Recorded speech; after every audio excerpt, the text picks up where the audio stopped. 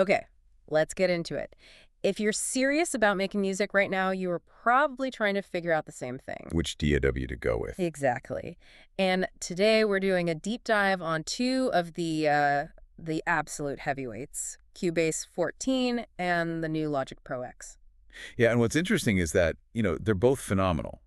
This isn't really a which one is better conversation. Right. It really just comes down to how you like to work. They're built for fundamentally different creative minds. So that's our mission today. We're going to try and break down what makes each one tick, what the limitations are, and hopefully help you figure out where you fit in. Sounds good.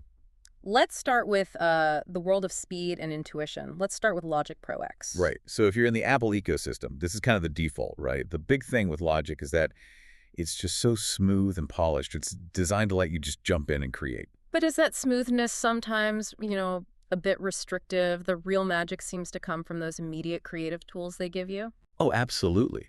Things like live loops for just throwing ideas around, or the step sequencer for experimenting. And the built-in instruments are genuinely solid. You don't immediately have to go hunt for third-party plugins. Exactly.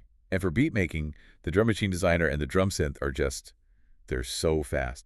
But for me, the one feature that just reduces anxiety is flashback capture. Oh, that's a complete lifesaver. I wish I had that years ago. Mm, How many times have you played the perfect bass line and then realized you weren't recording? all the time. And Logic, Yeah. it remembers. Even if you forgot to hit record, it's there. It's pure genius. So to sum it up, super efficient on a Mac, very reasonable one-time price. But, and this is the big but, it's Mac only. And if you need to do really detailed audio surgery or, say, complex classical scoring, it just Ah. doesn't have that depth. Okay, that lack of ultimate depth is the perfect pivot then. You're saying Logic is about speed, but Cubase 14, that seems to be built for people who want total granular control. That's the word for it. Control. But isn't that just loaded? Is it too complex for the average producer? It can feel overwhelming at first, for sure.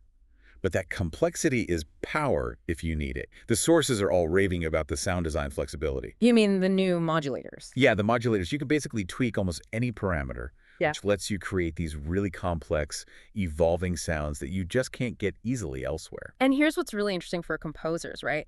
The scoring side is massively improved. Oh, it's a huge deal. It's powered by Dorico's engine now. So if you work with sheet music at all, Cubase is suddenly a major, major player. And beyond just writing music, the mixing environment is deeper too. Much deeper.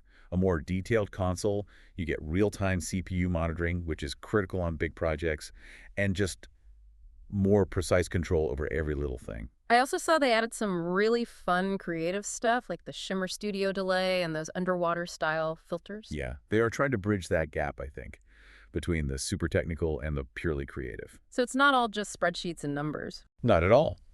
But you have to remember the trade-off.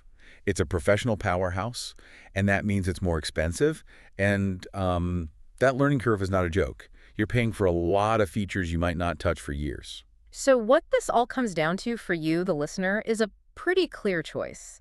Do you want the smooth, fast, intuitive workflow of Logic Pro X? And the affordability. Right. Or do you need that deep editing, that complex scoring, and the total flexibility that Cubase 14 offers, even if it costs more and takes longer to learn? And, it raises a bigger question, really. In professional music production, how often does that immediate intuitive speed actually outweigh the benefit of having ultimate granular control? At what point does maximum power just become a distraction? What's the balance that you value most?